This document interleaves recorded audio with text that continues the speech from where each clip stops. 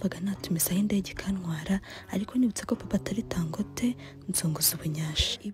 Umunsi wa mbere njya Karisimbi twahagurukiye kuri RTB bamaze kuduha amabwiriza dutwara ibyo twari burareho ndetse n'ibyo kurya dufata inkoni y'urugendo. Tumaze kurenga abahinzi twinjiye mu ishyamba mwenyewe. Uyu munsi nawutangiranye imbaraga cyane kuko nkibona ka waterfall nahise menya ko ibintu bigiye kuba byiza.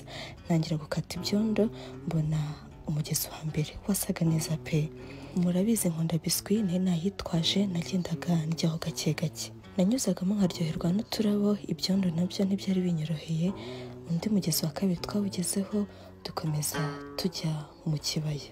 Nanyuzagamo ngahagarara nkagenda nitegereza ibyiza bihatatse ari nako nifotoza cyangwa fotora abandi nabo bari bakomeje kugenda imbere nkiruka mbasanga. Ikibaya kiri mu byo nakunze cyane kubera indabo nyinshi uhasanga.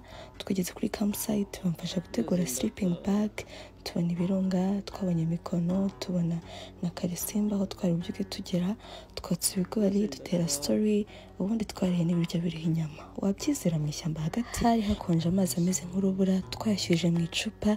Ubwo njya kuryama hari hakonje nabwo, naranye imyenda yose ariko binanira gusinzira. Ndi barasinzira banago nanjye nahise nifotoza ntegereza ko bucya ejo nzababwira umunsi wa kabiri. Bukeye bwaho twabyutse ya Rubika n'ababeshya numvaga naniwe ariko nkomeza kugenda kuko ko umukobwa ashaka kamutereza impinga. Nakomeje kwisunika nkanyuzamo nkarya udushokora. Numvaga natumizaho indege ikantwara ariko nibutse ko papa atari Dangote nzunguza ubunyashi. Ibyondo ntibyari binyoroheye. Inkweto nari natiye zari ibibiswi nagendaga nzogamo. Ngeze ku kabakomando naricaye ndatekereza nuko ndumirwa. Ruguru yanjye imbogo yanyuzeho nyiramushyushya ndirukanka ngo nshungere nsanga bose bariye kavari. Niyicariye nk'umwana uhaza amata.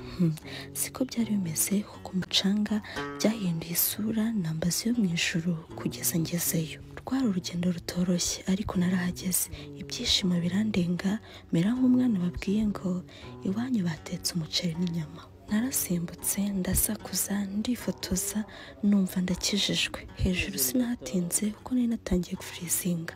Manuka nirukanka ari nako nishyushya nongera guhangana n'ibyondo. Tugeze kuri campsite nafasha lunch y'imbuto mono ku gacyayi nuko ndataha sinjye wahera.